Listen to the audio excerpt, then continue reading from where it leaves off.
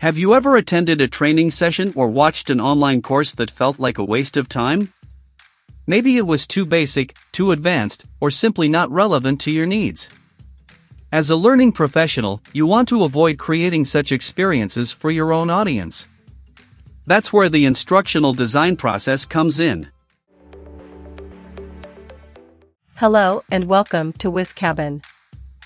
In this video, we'll take you through the 5 steps of the instructional design process. Let's begin.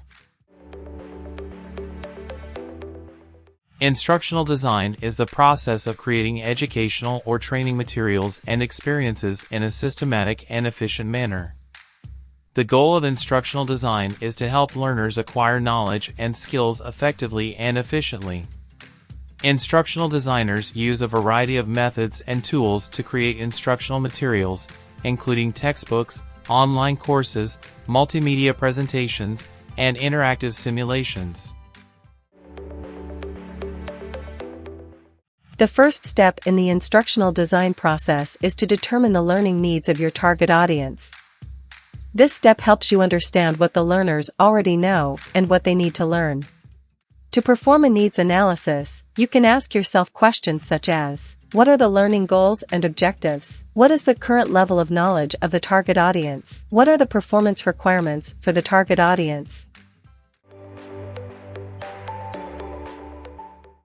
After conducting the analysis, it's time to design the instructional material. This step involves creating a plan for what content will be taught, what instructional strategies will be used, and what assessment methods will be used to measure the learning outcomes. Can you think of a content topic, instructional strategy, and assessment method you would use for your target audience?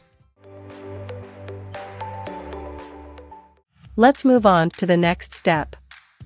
The next step is to develop the instructional material. This involves creating presentations, videos, games, or any other type of material that supports the instructional strategies and assessment methods. The next phase is implementation. Once the instructional material is developed, it's time to deliver it to the target audience. This step involves conducting training sessions, delivering online courses, or any other method of delivering the material. Let's move on to the final step. The final step in the instructional design process is to evaluate the effectiveness of the instructional material. This step includes collecting feedback from the learners, conducting tests, or any other method of measuring the learning outcomes.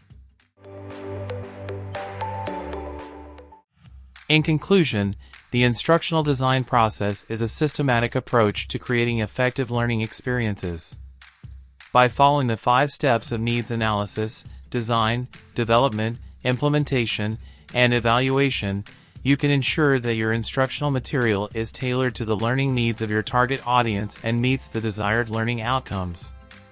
Whether you're delivering online courses, conducting training sessions, or using any other method of delivery, the instructional design process is a valuable tool to have in your toolkit. And that's it.